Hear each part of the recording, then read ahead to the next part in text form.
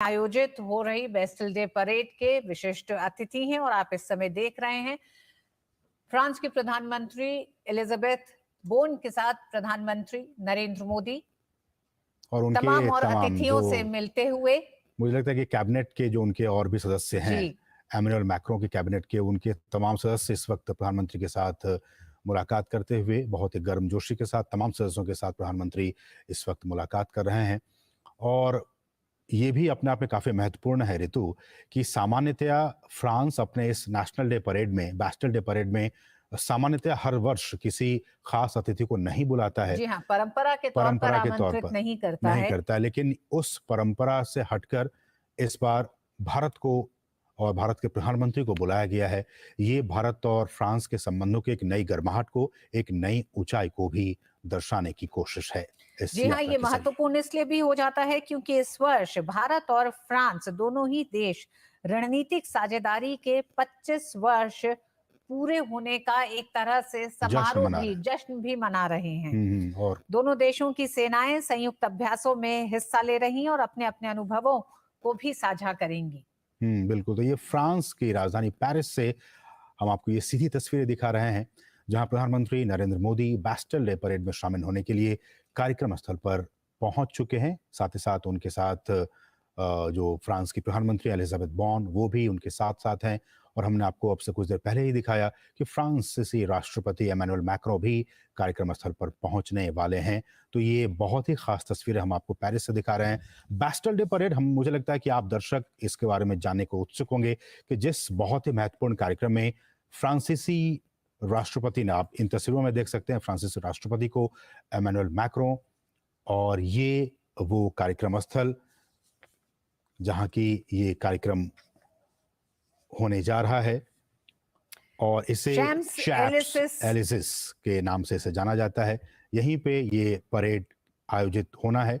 अब से कुछ ही लम्हों के बाद हम वो तमाम तस्वीरें देखेंगे। ये कहा जा सकता है कि इस परेड का एक तरह से औपचारिक शुरुआत को तौर पर इसे देखा जा सकता है, जहां राष्ट्रपति इमैनुअल मैक्रो इस समय निरीक्षण करते हुए दिखाई दे रहे हैं बिल्कुल उस परेड का। और ये आप एरियल व्यू देख रहे हैं। ये इतना बड़ा समारोह फ्रांस का माना जाता है बेस्टिल डे, जिसे एक तरह से पूरी दुनिया इस दिन को न सिर्फ फ्रांस की सैन्य शक्ति का प्रदर्शन के तौर पर देखती है, बल्कि लोगों में एक विश्वास के तौर पर देखती है। लोकतंत्र की मजबूती के तौर पर बेस्टिल डे को देखा जा सकता है, क्योंकि इतिहास में अगर आप जाएंगे तो कैसे राजाशाही मोनार्की को खत्म करके एक तरह से प्रतीकात्मक है ये कि लोकतंत्र को स्थापित करके जनता की आवाज जिसमें थी उसे स्थापित किया गया था।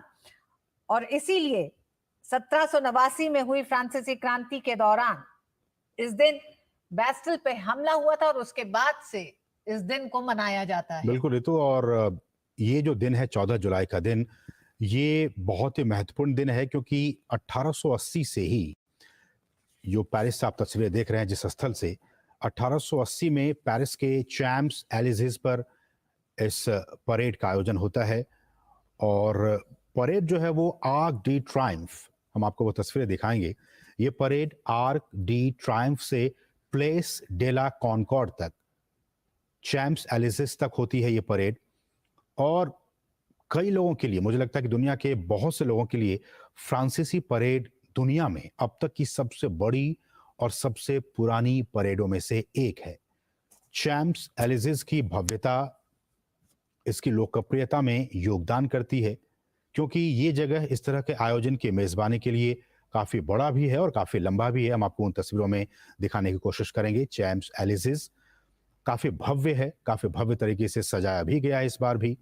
1880 से ही यहाँ पे परेड का आयोजन होता आ रहा है और ये परेड जो है वो आर्क डी ट्रायम्फ से प्लेस डे ला कॉनकॉर्ड तक और चैम्प्स एलिसीज तक ये परेड का आयोजन किया जाता है। आर्क डी ट्रायम्फ जो है वो हम आपको तस्वीरों में दिखाएंगे, जहां से इस परेड की शुरुआत होगी। उसके ठीक मेहराब के नीचे एक फ्रांसीसी जो फ्लैग है वो लहराया जाता है, ताकि जैसे हमारे भारत में हम देखते हैं गणतंत्र दिवस के दिन जब कर्तव्य पथ पर परेड निकलती है तो भारतीय तिरंगा झंडा लहरा रहा होता है। ठीक उसी तरह से अब से कुछ ही क्षणों के बाद जब इस परेड को हम आपको दिखाएंगे, फ्रांसीसी झंडा बहुत ही शान, आन बान और शान के साथ ये जो चैंप एलिसिस है वहां पे लहरा रहा होगा। ऋतु। जी हाँ, बेस्टल दिवस बेहद महत्वपूर्ण फ्रांस के लिए है और इसके पीछे ये जानना बेहद जरूरी हो जाता है कि इस दिन का महत्व क्या है, क्योंकि ये उनके देश के इतिहास और स्वतंत्रता के लिए लड़ाई की याद दिलाता है। ये फ्रांसीसी क्रांति और स्वतंत्रता, समानता, भाईचारे के आदर्शों का जश्न मनाने का दिन है। ये दिन सिर्फ सीमित एक तरह से सैन्य टुकड़ियों और विशिष्ट लोगों का नहीं होता। ये दिन फ्रांस के हर उस आम इंसान के लिए होता है, उसके जश्न का दिन होता है, उसकी भागीदारी होती है बेस्टल डे में। ये फ्रांसीसी क्रांति के साथ ही उन आदर्शों को प्राप्त करने के लिए किए गए बलिदानों को याद करने का दिन है। बिल्कुल, तो ये बैस्टिल डे परेड की उससे पहले की ये बहुत ही खास तस्वीरें हम आपको लगातार दिखा रहे हैं और इसका क्या कुछ महत्व है वो भी हम आपको बता रहे हैं कि ये किस तरह से मनाया जाता है।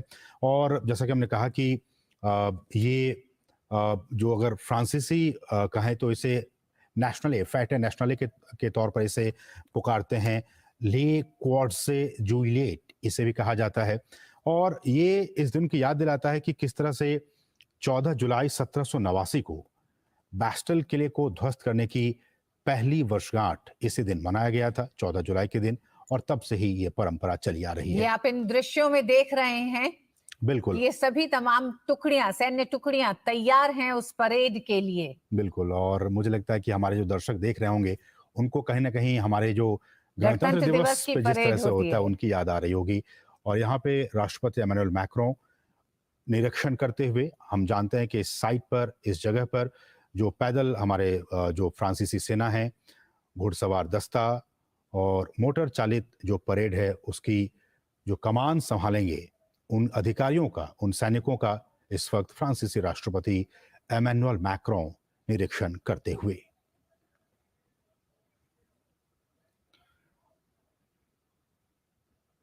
और प्रधानमंत्री नरेंद्र मोदी भी इस बहुत ही खास कार्यक्रम में मौजूद हैं। फ्रांस के विशेष आमंत्रण पर प्रधानमंत्री नरेंद्र मोदी वहां पहुंचे हुए हैं और लगातार वहां के जो अधिकारी हैं, वहां के जो फ्रांसीसी कैबिनेट के जो तमाम मंत्री हैं, उनके साथ उनकी लगातार गुफ्तगू हो रही है, बातचीत वो कर रहे हैं। और किस तरह से मुझे लगता है कि इससे भारत और फ्रांस के जो संबंध हैं उनके और क्या कुछ आयाम हो सकते हैं, उनको और कैसे विस्तार दिया जाए, इस पर महत्वपूर्ण बातचीत जरूर प्रधानमंत्री इस वक्त मोदी कर रहे हैं। लेकिन ये जो तस्वीरें हम आपको दिखा रहे हैं जिसमें कि इस परेड वाली जगह पर शौसे एलिजी, इस पर पैदल और जो मोटर चालित परेड है उसकी जो कमान संभालने वाले अधिकारी हैं और जो सैनिक हैं, उन सैनिकों का, उन अधिकारियों का, उसमें जो शामिल होने वाले लोग हैं, उनका निरीक्षण करते हुए फ्रांसीसी president Emmanuel Macron.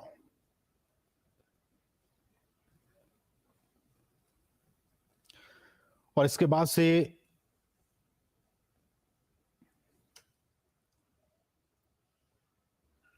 Republican guard जो है वो पहली और दूसरे इन्फेंट्री रेजिमेंट द्वारा रिपब्लिक के राष्ट्रपति को भी इन्हें सम्मान दिया जाएगा। हम आपको वही तस्वीरें दिखाएंगे। तो लगातार हम आपको बता रहे हैं कि किस तरह से ये बहुत ही महत्वपूर्ण तस्वीरें हैं। और जी हाँ, तो आप ये देख रहे हैं पेरिस के शॉज़-एलीज़े से ये दृश्य जो आपको दिखाई दे रहे हैं बैस्टिल डे परेड की शुरुआत अब से और थोड़ी देर में होने वाली है। प्रधानमंत्री नरेंद्र मोदी इस समारोह में हिस्सा ले रहे हैं विशिष्ट अतिथि के तौर पर। और ये दृश्य जो आप देख रहे हैं वो एक तरह से सैन्य टुकड़ियों का निरीक्षण करते दिखाई दे रहे हैं राष्ट्रपति मैक्रों। ये आप देख रहे हैं घुड़सवारों को।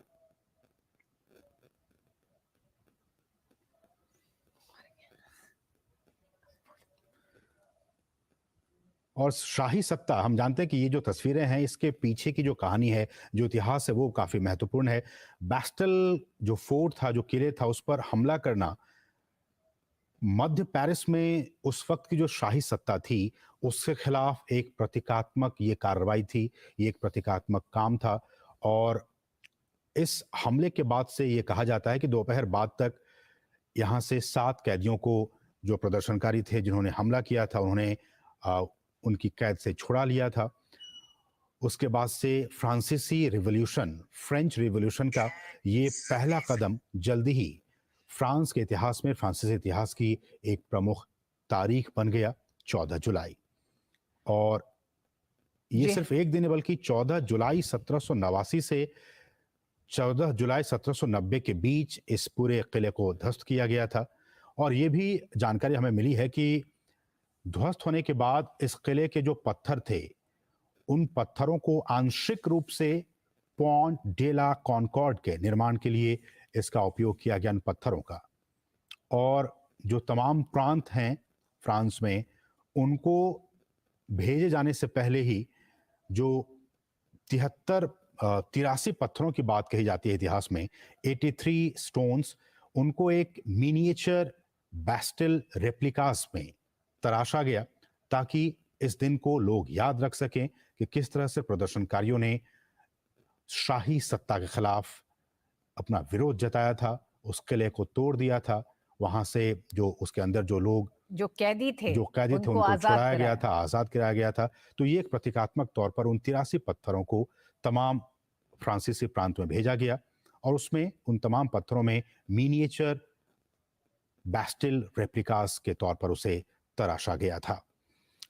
प्रधानमंत्री इस समारोह में विशिष्ट अतिथि हैं। साथ ही आपको अब से और थोड़ी देर में जब इस परेड की शुरुआत होगी तो देखकर खुशी होगी, जहां भारतीय सेना की टुकड़ी में 77 मार्चिंग सैन्यकर्मी और बैंड के 38 सदस्य भी आपको दिखेंगे, साथ ही जिनका नेतृत्व कैप्टन अमन जगताप कर रहे हैं। वहीं भारतीय नौसेना टुकड़ी का नेतृत्व कमांडर व्रत बघेल, जबकि भारतीय वायुसेना की टुकड़ी का नेतृत्व स्क्वाड्रन लीडर सिंधु रेड्डी कर रहे हैं।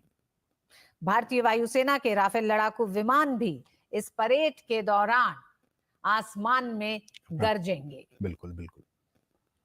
तो आज फ्रांस में बैस्टिल डे परेड मनाया जा रहा है, और बहुत ही महत्वपूर्ण ये दिन फ्रांस के इतिहास में, और इसमें प्रधानमंत्री नरेंद्र मोदी को भी विशिष्ट अतिथि के तौर पर इस कार्यक्रम में शामिल होने के लिए आमंत्रित किया गया है। और दूसरी खास बात यह है कि 107 साल के बाद पंजाब रेजिमेंट के 269 जवान भी इस परेड का हिस्सा बन रहे हैं। ये भी अपने आप में काफी महत्वपूर्ण, इन तस्वीरों के जरिए आप देख सकते हैं।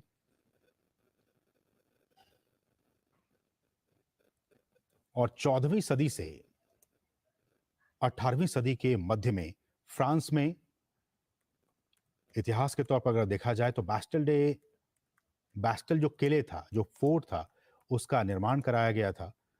और कहा जाता है कि इस किले के जरिए जो एक सामंतशाही प्रवृत्ति थी उस वक्त की फ्रांसीसी शासन की, वो यहां से राज कर रही थी, शासन कर रही थी। और खास बात यह भी है कि इस किले के जरिए पेरिस की रखवाली भी की जाती थी। और आज ही के दिन 14 जुलाई को प्रदर्शनकारियों ने फ्रेंच रिवॉल्यूशन के दौरान इस बैस्टिल फोर्ट को तोड़ने का काम किया, और उसी की याद में हर वर्ष फ्रांस में बैस्टिल डे मनाया जाता है, और उसके याद में बैस्टिल डे परेड का भी आयोजन किया जाता है। ये घुड़सवारी दस्ता, हम आपको बताएंगे क्या कुछ इसमें खास होने वाला है। और रिपब्लिकन गार्ड जो है, फ्रांस के रिपब्लिकन गार्ड, उनकी पहली और दूसरे इन्फेंट्री रेजिमेंट द्वारा वहां के राष्ट्रपति को सम्मान दिया जाएगा। अभी वो निरीक्षण कर रहे हैं, एमेनुअल मैक्रों। और उसके बाद अब से कुछ ही देर के बाद रिपब्लिकन गार्ड की पहली और दूसरे इन्फेंट्री रेजिमेंट द्वारा रिपब्लिक के राष्ट्रपति को सम्मान दिया जाएगा। उसके बाद अंतर्राष्ट्रीय सैन्य संगीत ये बजाया जाएगा। और इसके बाद हम जानते हैं कि फ्रेंच एयरफोर्स और भारत की तरफ से भी राफेल लड़ाकू विमानों की परेड शुरू होगी, जिसका कि हर किसी को बेसब्री से इंतजार है। और उसके बाद अतिथि राष्ट्र के तौर पर चूंकि भारत को आमंत्रित किया गया है, तो भारत और जो सम्मानित सैनिक हैं, इस बार सम्मानित सैनिकों में अफ्रीकी रक्षा हाई स्कूल, फ्रांसीसी रक्षा सैन्य हाई स्कूल और तकनीकी प्रशिक्षण स्कूल, इन तमाम स्कूलों को सम्मानित सैनिकों के तौर पर आमंत्रित किया गया है। इनकी भी परेड होगी। उसके बाद हेलीकॉप्टरों की परेड भी आयोजित की जाएगी। फिर मोटर चालित जो जवान हैं उनका मार्च पास्ट हमें देखने को मिलेगा। और अंतिम एनिमेशन के तौर पर 80 years of the resistance medal, जिसे हम कहते हैं प्रतिरोध पदक के 80 वर्ष, जी इसका आयोजन किया जाएगा। और फिर आखिर में फ्रांस के राष्ट्रपति और तमाम अतिथियों का प्रस्थान होगा। जी हाँ, दृश्य ये बता रहे हैं कि अब से और कुछ ही मिनटों में राष्ट्रपति इमैनुअल मैक्रों उस स्थान पर पहुंचेंगे जहां तमाम विशिष्ट अतिथि प्रधानमंत्री नरेंद्र मोदी के साथ वहां पर अन्य अतिथिगण मौजूद हैं। ये शॉन्स-एलिज़े ये वो जगह है जहां बैस्टिल डे परेड आयोजित की जाती है और उन खूबसूरत दृश्यों को आप देख रहे हैं। घुड़सवारों का रंग बिरंगा ये दस्ता और उस दस्ते को एक तरह से वो दस्ता राष्ट्रपति मैक्रों को उस परेड के उस खास स्थान तक पहुंचाता हुआ दिखाई दे रहा है।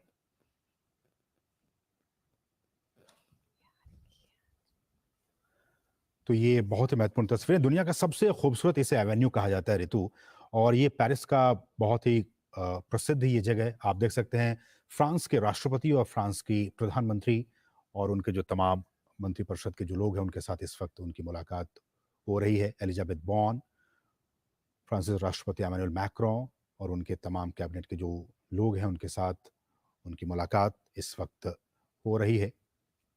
और अब से कुछ ही क्षणों के बाद इस परेड की भी शुरुआत होगी। वो तस्वीरें हम आपको लगातार दिखा भी रहे हैं किस तरह से शॉन्स-एलिज़े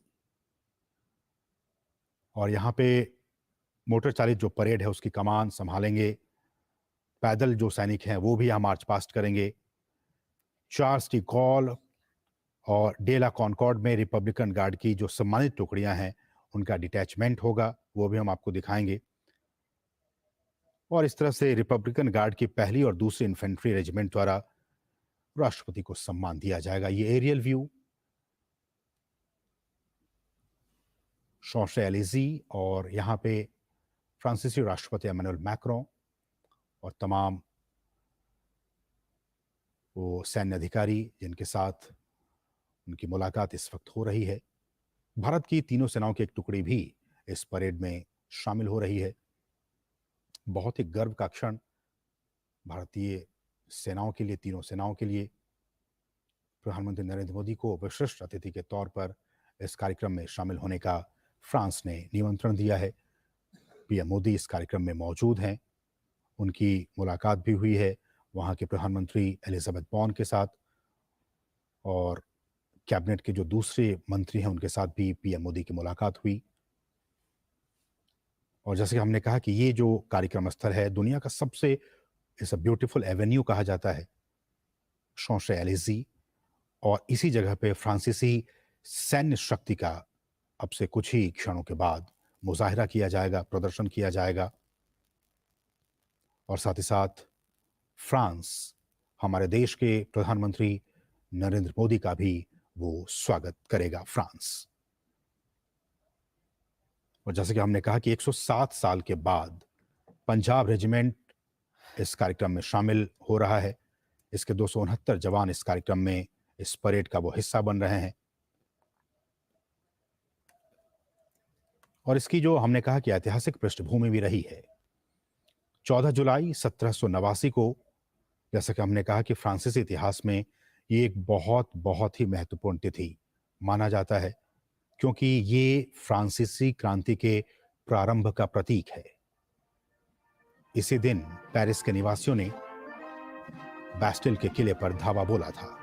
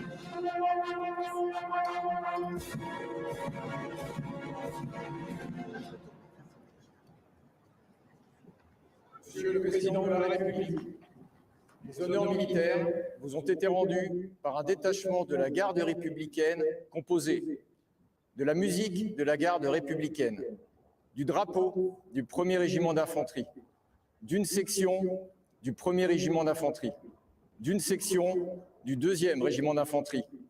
L'ensemble étant commandé par le colonel Frédéric Poulain, commandant le 1er régiment d'infanterie de la garde républicaine.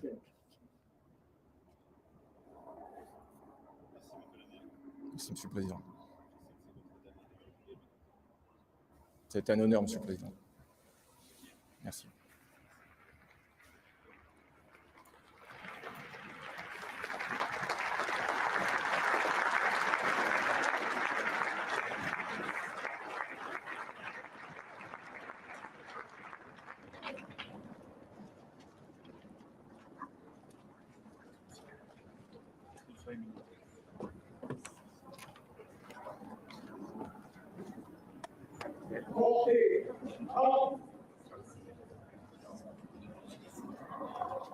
À gauche.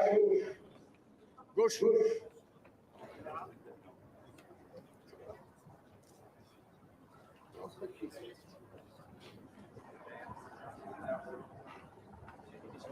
En avant. Marche.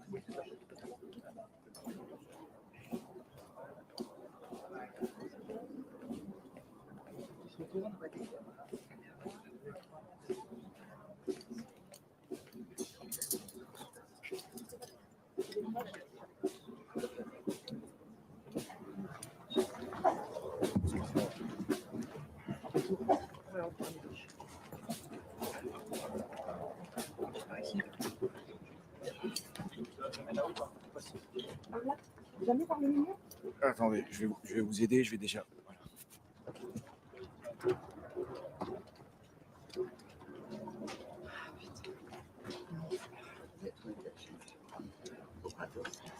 Je mets pas au milieu. Ouais.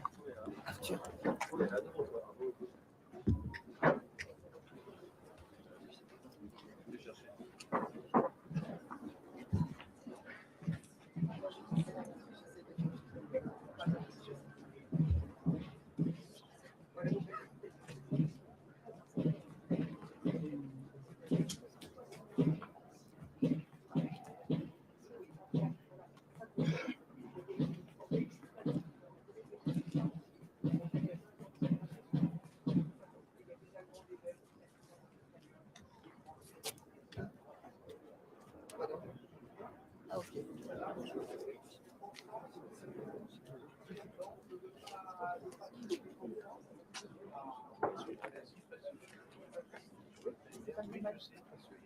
Je vais voir si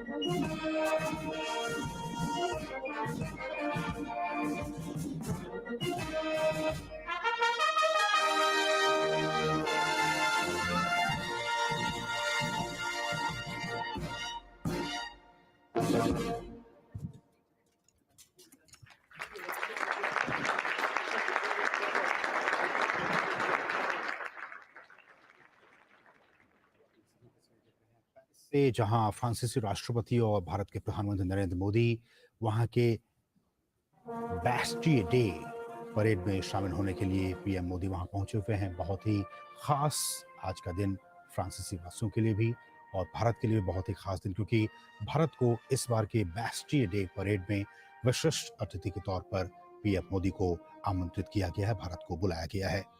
और ये आप जो तस्वीरें देख रहे हैं Paris के शॉ एलिज़े जो एवेन्यू है वहां से ये आप सीधी तस्वीरें देख रहे हैं। और इसमें तमाम जो परेड में शामिल हो रहे सैनिक बैंड और उनके धुन, उनके साथ वो धीरे धीरे ही सही मार्च पास्ट करते हुए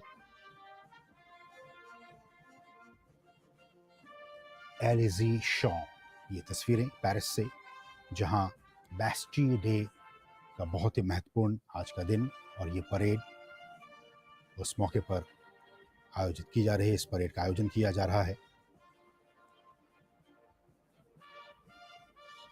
और जैसे कि हमने कहा कि आज का दिन बैस्टिल डे के पीछे की जो कहानी है, जो इतिहास है, वो भी जानना हम सभी के लिए बहुत ही महत्वपूर्ण है।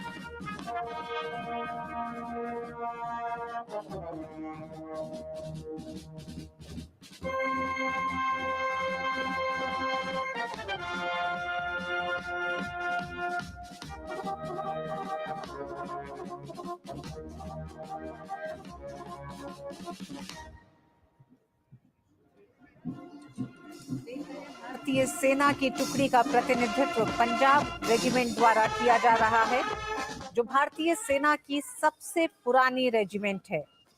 इस रेजिमेंट के सैनिकों ने दोनों ही विश्व युद्धों के साथ साथ स्वतंत्रता प्राप्ति के बाद आयोजित अनेक मौकों पर शामिल तमाम सैन्य अभ्यासों और उसमें हिस्सा लिया है। इस समय आप सुन सकते हैं ये धुन, सारे जहां से अच्छा हिंदुस्तान हमारा।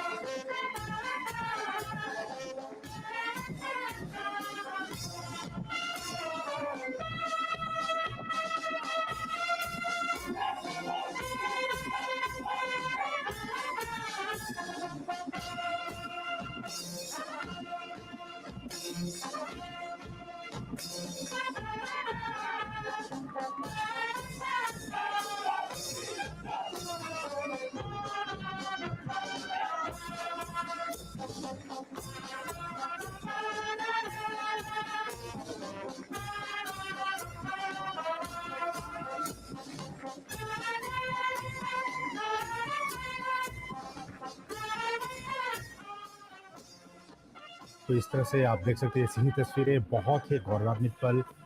और इस तरह से भारतीय दल में जो सेना के 77 मार्चिंग कर्मी हैं और इसमें वुमेन इसमें अगर मैं नेतृत्व की बात करूं तो सेना की टुकड़ी का नेतृत्व कैप्टन अमन जगताप कर रहे हैं, नौसेना की टुकड़ी का नेतृत्व कमांडर व्रत बघेल कर रहे हैं और साथ साथ वायुसेना की टुकड़ी का नेतृत्व स्क्वाड्रन लीडर सिंधु रेड्डी कर रही हैं।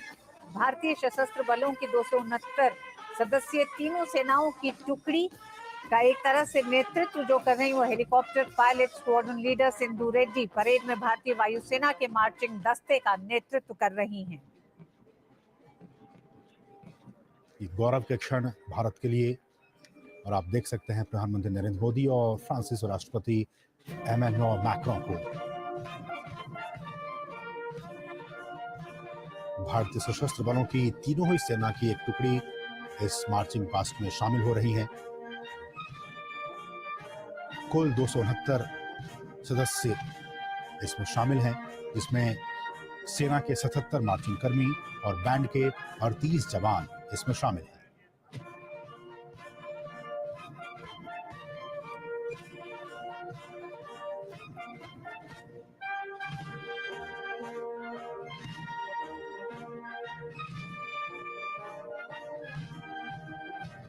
और जैसा कि हमने आपको बताया कि अतिथि के राष्ट्र के तौर पर भारत को इसमें शामिल किया गया है, वैसे ही आप इन तस्वीरों में देख सकते हैं सम्मानित सैनिकों के तौर पर अफ्रीकी रक्षा हाई स्कूल, फ्रांसीसी रक्षा सैन्य हाई स्कूल और तकनीकी प्रशिक्षण स्कूल के ये जवान इस परेड में इस वक्त शामिल हो रहे हैं।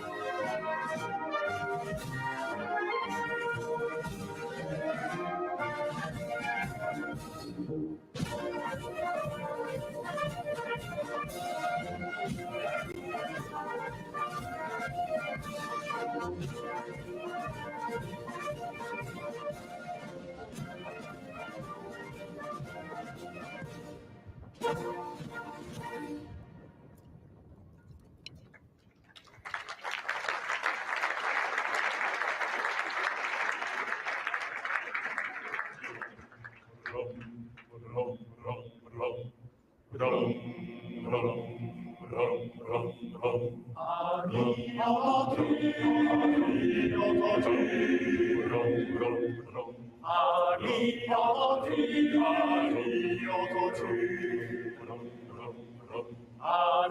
entends-tu le vent noyer morceau sur nos plaines? Ami, entends-tu ces cris sourds du pays qu'on enchaîne? Ami, entends-tu? Oh, les partisans, ouvriers, paysans, c'est l'alarme, ami. Ce soir, l'ennemi collectera le prix du sang et des larmes. Montez de la ville, descendez, décollez le camarade. Descendez, décollez la paille, les fusils, la mitraille, les grenades et les grenades. Oh, et les tueurs à la balle et au couteau, tuez vite. Oh, et saboteur, attention à ton fardeau, dynamite. C'est nous qui brisons les barreaux et brisons tous nos frères. La haine à nos pouces, c'est la faim qui nous pousse, la misère et la faim, la misère. Il y a des pays où les gens votent il faut les faire.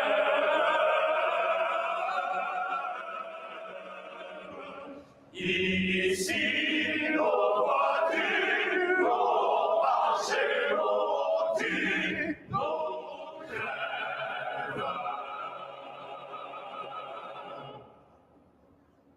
Ici, chacun sait ce qu'il veut, ce qu'il fait quand il passe.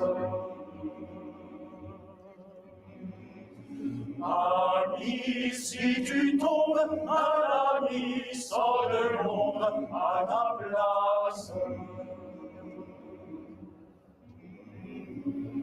Demain, une sang noir séchera au grand soleil sur les routes.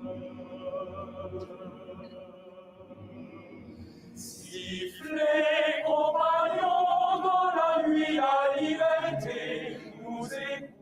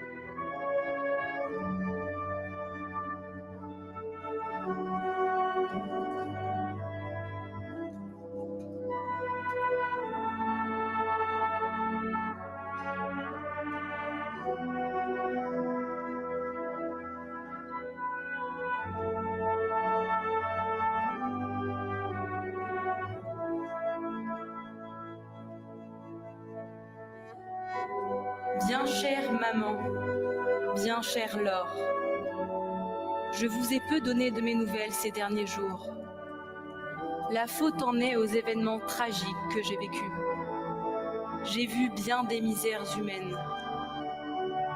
Mon réconfort a été de voir bien des dévouements obscurs, des dévouements que tout le monde ignorera toujours, hormis quelques spectateurs.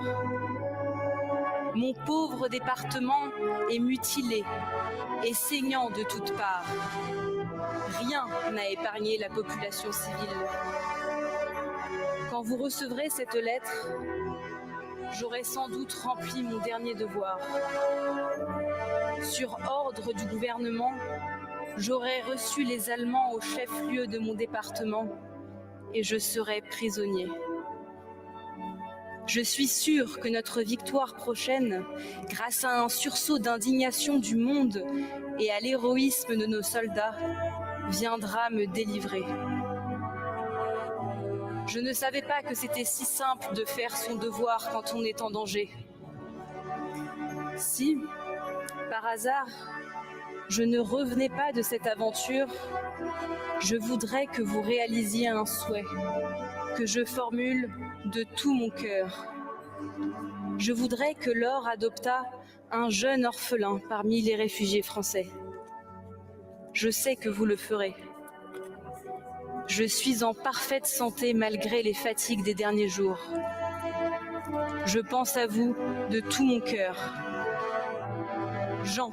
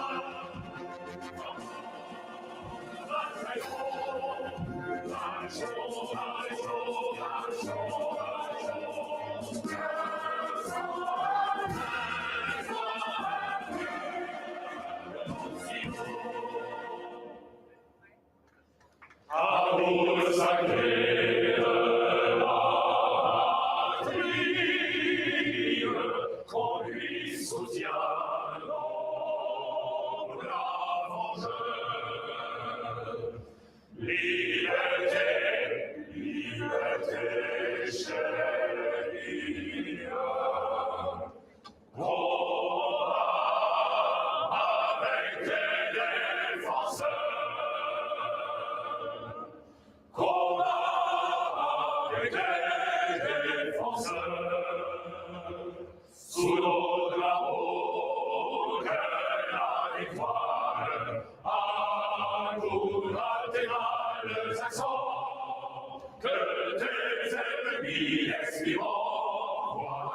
triomphe notre gloire.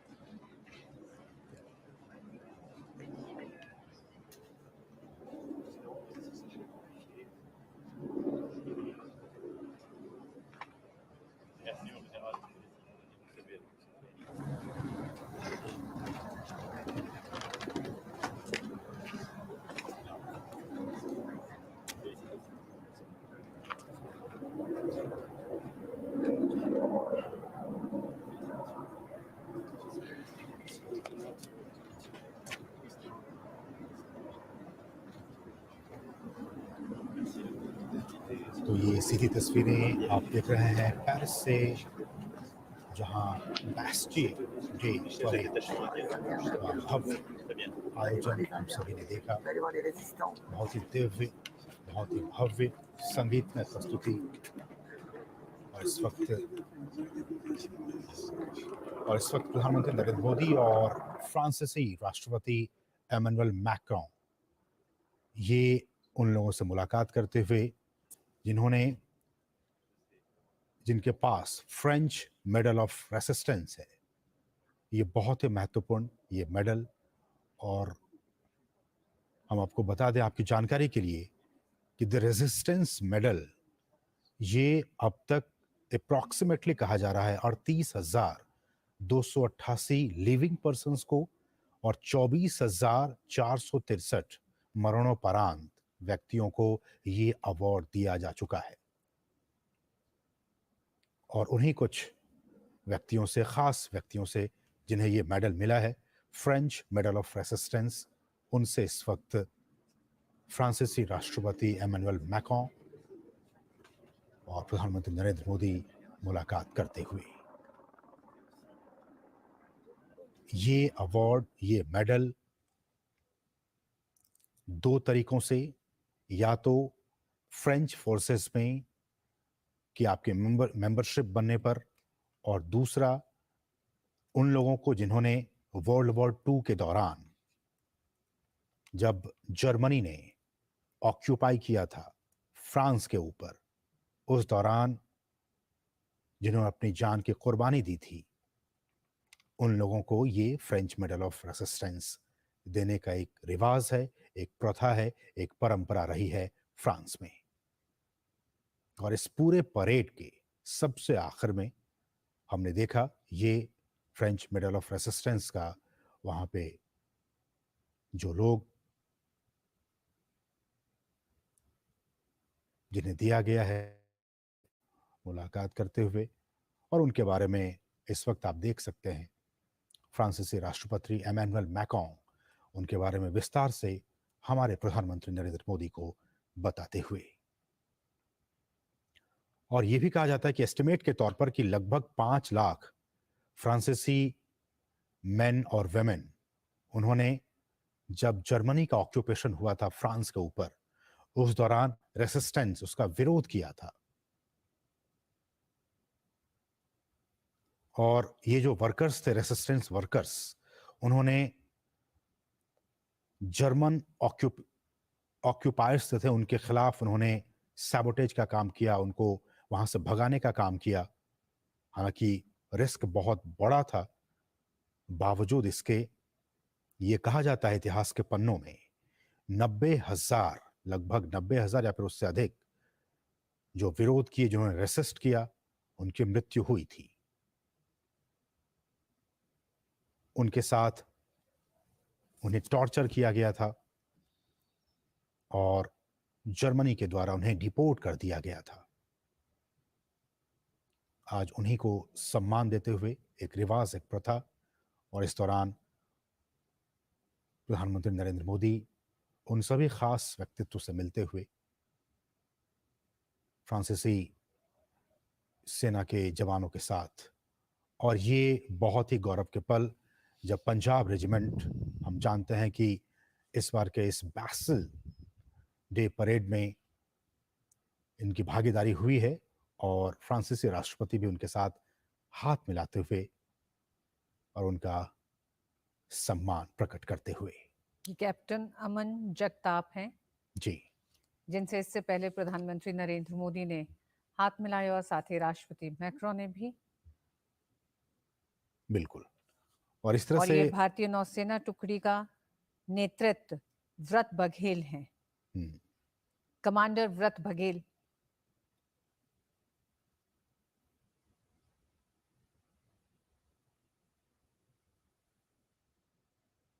और ये बिल्कुल जी हाँ, और ये वायुसेना की आप टुकड़ी देख का रहे हैं भारतीय नेतृत्व वायुसेना के स्क्वाड्रन लीडर सिंधु रेड्डी। बहुत ही गौरव के पल ऋतु, मुझे लगता है कि जब इस तरह से किसी देश के राष्ट्राध्यक्ष ने जब बुलाया हो, हमारा इतना बड़ा कंटिंजेंट 269 सदस्य हमारा वहां पे शामिल हो, जिसमें तीनों सेनाओं की टुकड़ियां शामिल रहीं।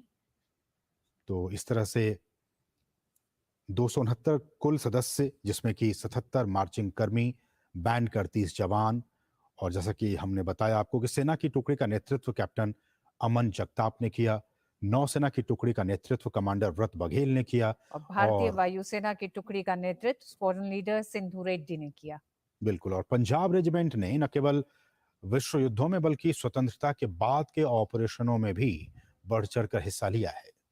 तो इस तरह से आप समझ सकते हैं कि कितना महत्वपूर्ण ये दिन भारत के लिए भी, फ्रांस के लिए भी, भारत और फ्रांस के द्विपक्षीय संबंधों के लिए भी, जब फ्रांसीसी राष्ट्रपति ने भारत को अपने इस बैस्टिल डे परेड में विशिष्ट अतिथि के तौर पर सम्मानित करने का फैसला किया। भारत के प्रधानमंत्री को बुलाया और हमने देखा बहुत ही विहंगम दृश्य, दिव्य दृश्यों को हमने देखा, और दूरदर्शन के माध्यम से देश के तमाम लोगों ने भी इस विशेष परेड को कि ये कैसे, यही दृश्य असीम देखने को मिले थे जब राष्ट्रपति मैक्रों पहुंचे थे यहाँ। तब जिस गर्मजोशी से उन्होंने एक तरह से मुलाकात की थी प्रधानमंत्री नरेंद्र मोदी से, और इस समय भी हमने देखा कि जिस तरह से गले लगा के उन्होंने उन्हें विदा एक तरह से इस समारोह से किया है। और इस समारोह में पंजाब रेजिमेंट का शामिल होना दोनों देशों के रिश्तों की प्रगाढ़ता और कितने प्राचीन ये रिश्ते हैं उसे बताता है। बिल्कुल। क्योंकि हम जानते हैं कि पंजाब रेजिमेंट ये सबसे पुरानी रेजिमेंट है। इस रेजिमेंट के सैनिकों ने दोनों विश्व युद्धों के साथ साथ स्वतंत्रता प्राप्ति के बाद आयोजित अनेक ऐसे ऑपरेशंस में भाग लिया है।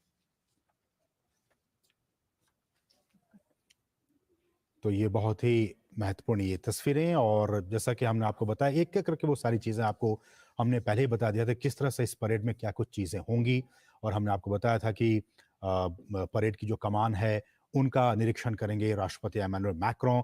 उसके बाद हमने आपको बताया किस तरह से रिपब्लिकन गार्ड को सम्मानित जो टुकड़ियां हैं उनका डिटैचमेंट होगा, हमने वो भी आपको तस्वीरों में दिखाया। साथ ही साथ फ्रांस के राष्ट्रपति का किस तरह से वो आगमन हुआ और हमारे जो रेजिमेंट के लोग थे वो उन्होंने वहां पे मार्च पास्ट किया। तो ये बहुत ही गौरवान्वित करने वाले पल रहे हैं ऋतु। जी हाँ, बिल्कुल। प्रधानमंत्री नरेंद्र मोदी का फ्रांस दौरा बेस्टिल परेड से आगे बढ़ते हुए अब द्विपक्षीय संबंधों को और प्रगाढ़ करने की तरफ बढ़ेगा।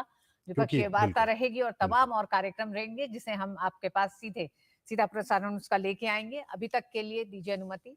नमस्कार। नमस्कार।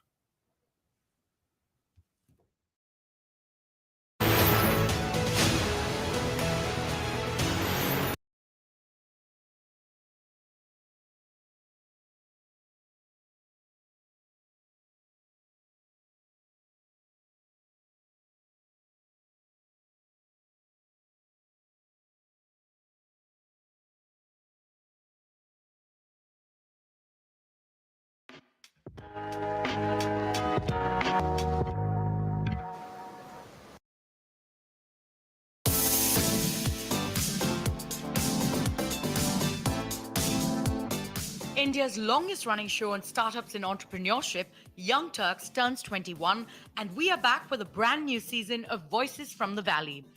This season, we bring you stories from the front line of what's being called the biggest technological innovation of our times, generative AI. In this edition of Voices from the Valley, we hear from General Catalyst and two of its portfolio startups that are transforming enterprises and enabling employees with tools of the future. We put the spotlight on Glean and Eightfold.ai. Hailed as the chat GPT for work, Glean offers a generative AI search engine for enterprises. Glean connects a company's many different knowledge applications, be it Slack, SharePoint, Salesforce, GitHub, Google Drive, or Outlook, and provides a unified search experience. What Google has done for search, Glean aspires to do for workspaces. Founded by former Google, Microsoft, and Meta employees, the startup is among a dozen generative AI unicorns created since mid-2022. Currently in use at more than 100 global enterprises, Glean is making its name as the software app for all software apps. While Glean puts all the information an employee needs at the fingertip, Eightfold.ai is changing the way an employee gets hired and grows in an enterprise. Eightfold.ai's platform helps companies manage the entire talent lifecycle of every employee, starting with a fair hiring process. Vodafone began using Eightfold.ai to hire more digitally skilled workers and women. US chipmaker Macron used the software to turn off a candidate's last name or exclude the name entirely to cut race or gender bias. A unicorn valued at $2 billion, Eightfold.ai is present in 110 countries with LG, Chevron, Bayer, Morgan Stanley, and Starbucks in its clientele.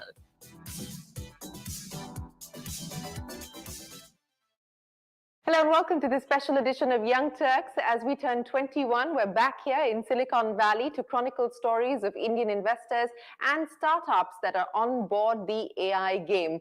As we've been doing traditionally for the last 21 years, the effort really is to understand what's exciting, what's giving investors confidence, and what founders are betting on. Today with me at the General Catalyst office in Palo Alto, Deep Nishad. Deep, it's great to be back here with you at the GC office.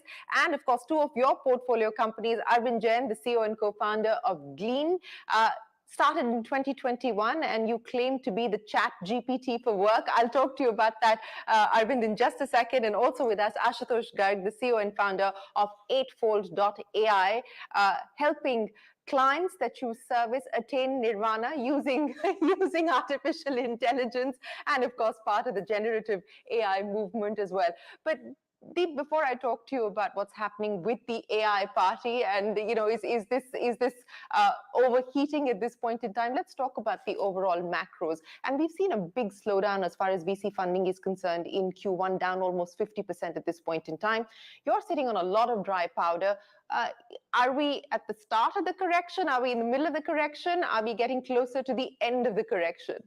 So, Shireen, great to be back on the show, and congratulations on completing 21 years of following and coming to Silicon Valley and talking to all of us. One fun fact before I answer your question, all three of us are ex-Googlers, and we are contemporaneous, as in we all worked there, some 15 to 20 years ago together. So it's great that you brought the crew back together. I'm glad that we did. When it comes to macro, if we knew the answer, we would all be out there investing on that. I do believe that the worst may not already be here yet. And the reason for that is inflation, at least in the US, continues to stay stubbornly high, as well as the fact that, the excesses of 2021 are beginning to show in terms of indigestion at this point in time, but they could get worse from here. Okay, if the indigestion is going to get worse, what is that going to result in? I mean, we're seeing markdowns across the board, including as your portfolio companies, some of the large companies in your kitty. We've seen layoffs happening at this point in time. If you believe the indigestion has only just started, what could it result in as we move forward? I think what the first thing that happens is the gap between value and value creation starts converging. So in 20 and 21, I think the gap sort of widened a little bit more than it normally does. In general, private market valuations are always a little ahead of public market valuations because we are betting on a longer term trend and the growth and innovation in those companies, which will be a lot more than public markets. I think those trends are now converging a bit, but also the companies have grown over the last couple of years. So as when you talk to both Ashutosh and Arvind, you'll find out that those companies have not just taken the challenge, but doubled down because of the value creation that they have in their customer base. So what happens as far as your investment thesis and your investment strategy is concerned in an environment like this, where you believe that more pain is up ahead? Do you sit back? Do you sparingly invest? How are you reviewing your strategy? So our strategy continues to be the same, which is find the best possible companies and the best possible entrepreneurs and enter at the appropriate valuation. So don't get over exuberant and don't get too stingy. And that's the way you generate long-term value. In our business, many times the best value is created after the company goes public, and they can double, triple, even go 10 times. If you look at an Amazon, you look at a Google, you look at, hopefully eventually Stripe, those companies always generate a lot more and have some of them generated a lot more value after they've gone public. And you and I talked about this even last year. So the enduring companies always endure the test of time. And that's what we try to look for at all times. What is changing right now is that we are getting a little bit more time and breathing room to really spend that time. During COVID times, a lot of investments happened over Zoom for all of us in the industry. And when times get a little tougher, what also happens is more sanity ensues in the market, and everyone sort of takes a pause. And that pause is very good, both for the entrepreneurs building the company and also for the investors investing in those. So a long pause, is that what you anticipate? No, not really. I mean, we have been investing, at least at General Catalyst last year, this year, at a pretty steady clip. But valuations have rationalized, which is a great thing. And if you see, a lot of value creation happens during the cooler periods in the market, because the vintage of companies that come out during those times are the ones that are started by entrepreneurs who really care. And now we are also seeing, along with that, a compounding factor, which is this new step change in technology, AI technology, which has been around for a long time. But generative AI over the last 3 to 4 years has now really come of age. And that's going to completely upend some very large swaths of our economy. Yeah, I will talk to you about the generative AI and the AI bet that that GC is making, and you want to be called as optimistic participants in this story. But Ashutosh, I would understand from you, as far as Eightfold is concerned, what are you hoping to solve for at this point in time within the HR space? Absolutely, Shireen. First of all, thank you for this opportunity. Super excited to be at your show. This is my first time. My quick background is I'm a machine learning AI person by training. So I got my PhD in AI back in the days, more than 20 years back. So AI is not a new thing for me. It's more around that it has become mainstream now. And really, when we started the company in 2016, the very first question was that, why are you guys talking about AI? And our thesis was that employment is the backbone of our society. If we can provide everyone a better career, better opportunity, we will make this world a much, much better place. And at the same time, every enterprise is dependent on having the right talent to grow and succeed over time. See, times could be good, times could be bad. Yeah. But if you have the right talent, you can make through it. If not, you will flounder. So that was our key thesis. And second thing we realized it is with the movement to cloud, there's a lot more data that is available now. So amount of data that is available about people is more than ever. So we said that can we learn from the data of pretty much every individual in the world, every professional out there, look at their career trajectory, where they have gone, and use that to better understand what is people's potential. Not what they have done, but what they can do. Because take generative AI. It's a new tool, new technology that has come into the market, right? If you start looking for people who know generative AI, that set is very, very small. But if you start looking for people who can deliver on generative AI, that set is much, much larger. So what we are doing now with AI, that is what we have been doing over the last 6 years, is using data to learn everyone's potential, their capabilities, what is their learnability of their skills, and then sell it to large enterprises. So today we are being used by enterprises across 110 countries, across 25 plus languages, across 20 verticals, where enterprises are using us to hire the right talent, to grow, nurture the talent, upskill the talent, make sure their workforce is always future ready as these new trends come in, and while ensuring that they have good diversity. Okay, I'll talk to you about your plans as far as the future is concerned in a second. But, Arvind, let's talk about your journey as far as Glean is concerned. 2021 is when you really started. And at this point in time, you're hoping to do what as far as this is concerned?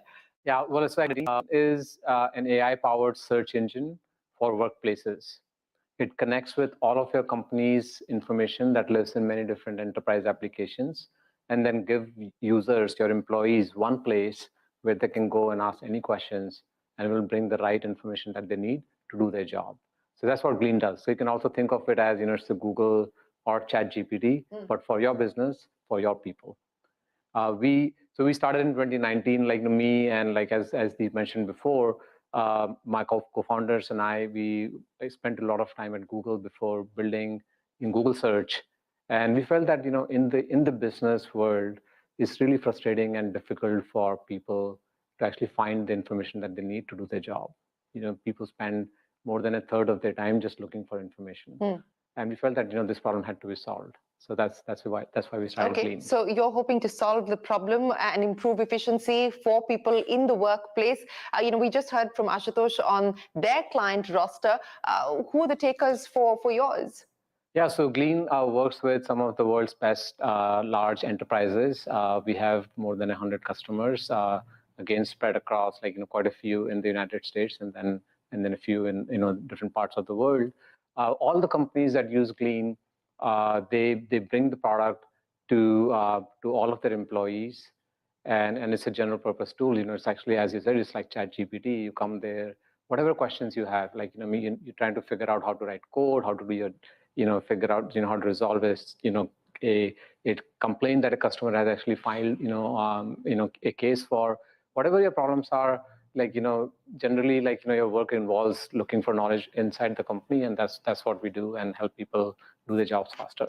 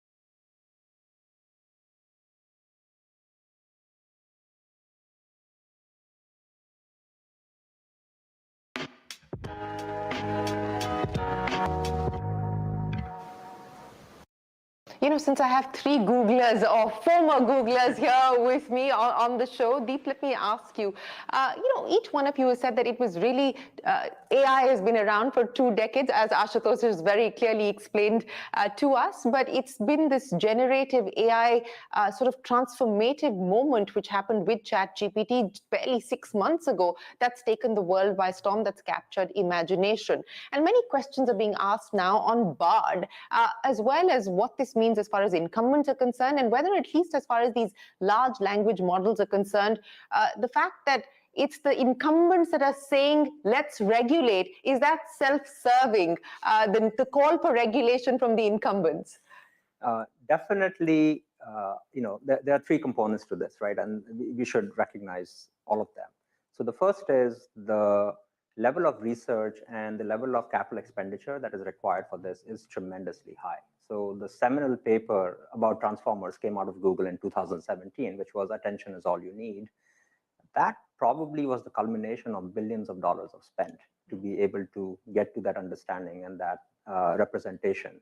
And since then, OpenAI obviously has raised more capital, probably 10 times as much capital in the last 12 months alone, as is the entire spend of all the IITs and ISC combined in India. The budget for that is 1.2 billion, and OpenAI raised over $10 billion.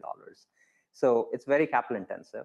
The second is it requires very specialized skills. As Ashutosh was saying earlier, coming up with the ideas and building those models and algorithms is a very specialized skills. Applying it is a lot more general purpose skill. And the third thing is you also need to be able to deploy it at very large scale. So the incumbents have an advantage in all 3 of those areas. Now, the classic innovation that happens always is there's a step change in technology, and it opens up the doors and windows for newcomers to come in and take on the incumbents. And obviously, it will be in the incumbent's best interest to try and prevent that from happening. So which is where we're probably going to see this debate on regulation play itself out. Who should regulate? What should be regulated? How much will be regulated? But speaking of regulation, Ashutosh, I want to understand from you, specifically since you're talking about skills and talent and using artificial intelligence within the HR space. In Europe, for instance, as and when the regulation does come into play, there is the requirement of a notification if you're using AI.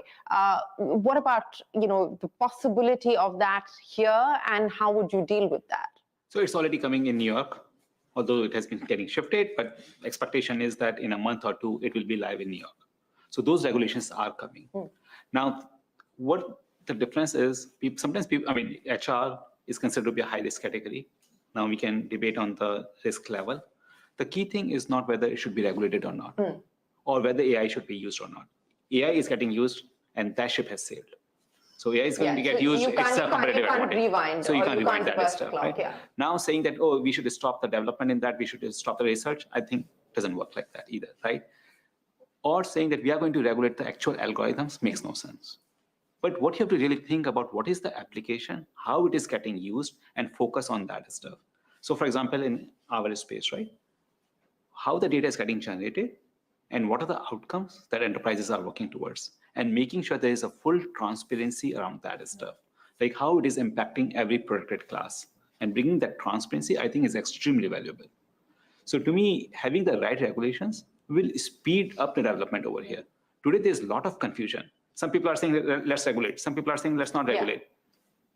I would rather be regulate, be transparent, be consistent, be clear, be concise, precise, and then so that actually the outcomes can be there, people can drive that, right? But on this issue, and I want to get each one of you to comment on that, what should be regulated and who should design the regulation? Because one of the fears also is that because the incumbents are the ones who are sort of calling the shots, so to speak, they will also be the ones calling the shots when we talk about regulation. So who do you believe should regulate? And of course, the hope is that there will be harmonization across different regions.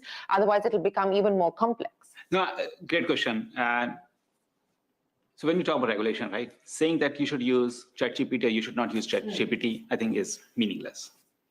But in HR world, there's already a regulation. There's already EEOC and OFCCP. And EEC requires that there has to be equal employment opportunity. You can't discriminate against anyone based on their race, religion, caste, gender, ethnicity, age. You have to make sure that everyone is getting a fair chance. and not just for hiring purposes, for promotion purposes, for internal mobility, any of those things. So those regulations are already there, irrespective of whether you are using an AI system or a human being is going through that process. And to me, that is the right way to look at this thing. So that ultimately, it's all about what outcomes you're driving, and can you be transparent about those outcomes? Saying that I'm using through AI, so I should get regulated, but as a human being, I can do whatever I want, makes no sense. Right? Yeah, no, I so I agree with think you. having that regulation around the actual outcome business that you're driving is how it should be, in my opinion. Arvind, your thoughts on this?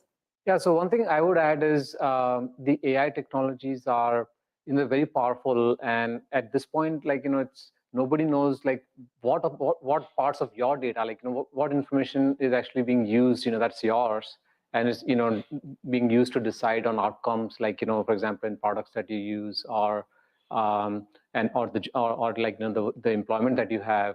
And I think like so it should be like some regulations would actually help in the area of making sure that as an end user you are in control of your own destiny. Right.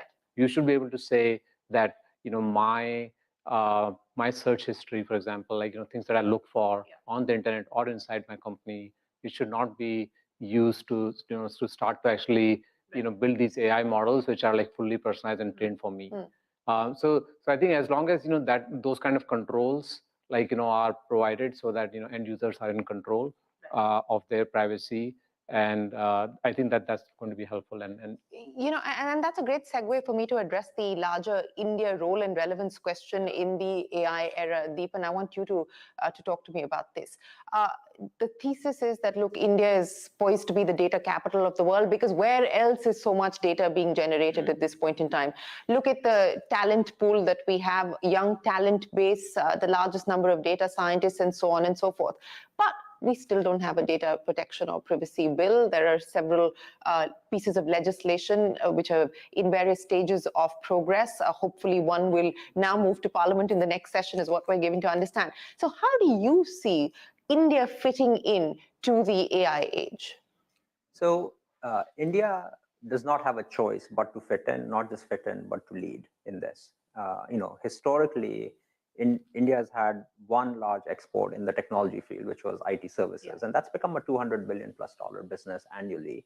But we need to invent more things, right? And AI gives us that turn of the crank where everyone's at an equal space and at a level playing field, and we could do more there.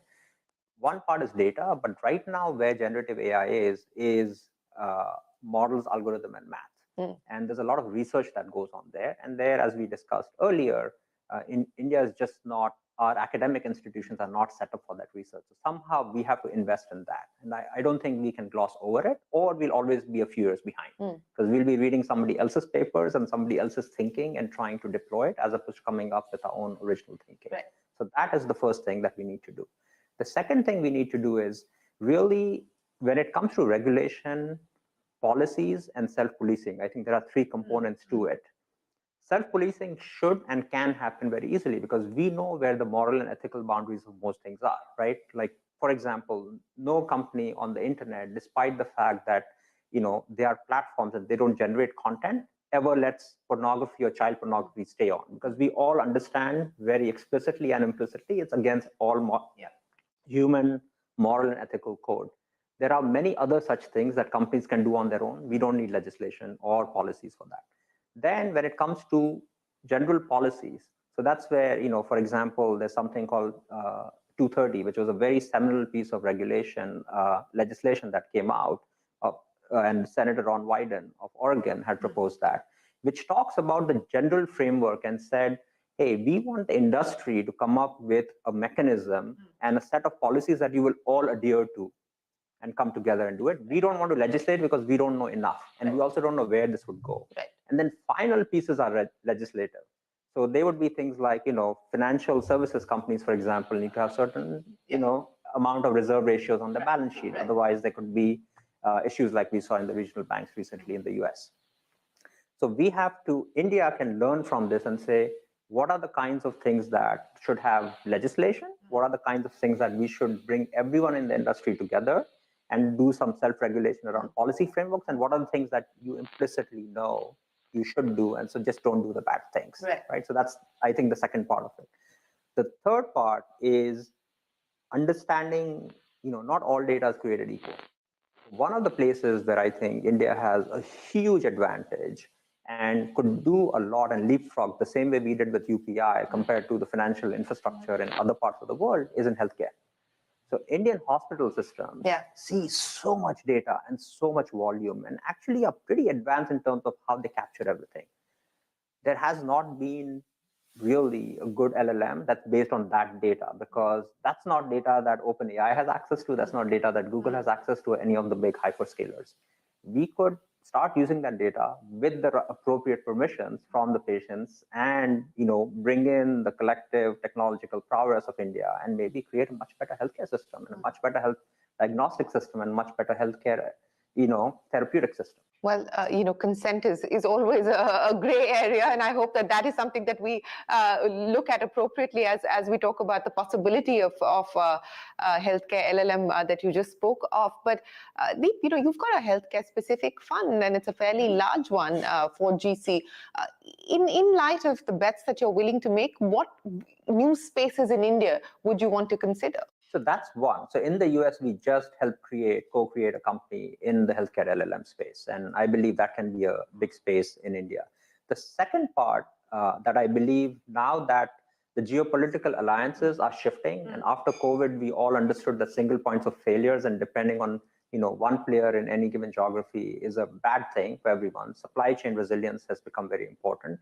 And there's a re-globalization that's happening. I think India can play a very important part. And one of our 5 pillars of our strategy is global resilience. And what does that mean for different countries around the world? And that's become a very important theme for us as we look at India. Okay. Ashutosh, India and the relevance of India as a market for you and the company? First of all, we do have a large presence in India, and especially with access to talent over there, that is a big focus area to build our company, and most of the research and development is now happening in India. So that's a big focus for us. As a market, India is the future of talent.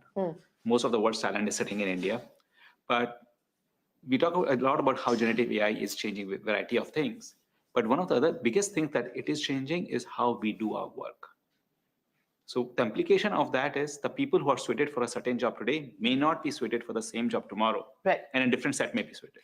So you have a workforce of hundreds of millions of people in India. How do you ensure that as new technologies are coming in, you are ensuring that those people are deployed in the right roles so that they can deliver to their fullest extent? And that is the key thesis and mantra of Eightfold. So as we look into that, India is a big focus for us. But the risk of displacement, with the advent of new technologies, how significant a risk do you believe that poses for a market like India today? I think that concern is very real. But as far as the way we look at it, the concern is not that the number of jobs will shrink, but certain jobs are going to disappear. And a large number of jobs are going to fundamentally change. As Deep said, right? There are basic fundamental problems in our society that are not yet solved. Cancer is still a big problem, right? In India, clean air, clean water is a big problem. Like ESG-related issues, big problem, right? So when we look at these problems, we just don't have enough people who are focused on these problems. And I think with LLMs, with ChatGPT, with the new advances in AI, we have the opportunity to redeploy our workforce to solve these big problems in our society. And that is where I think Eightfold can play a very big role.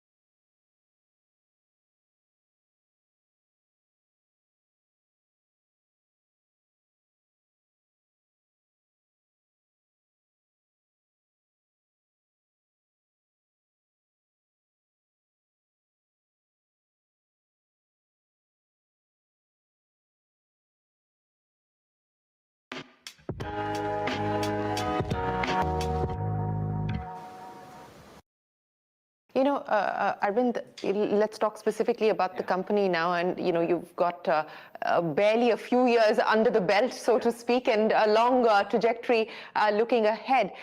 You've been able to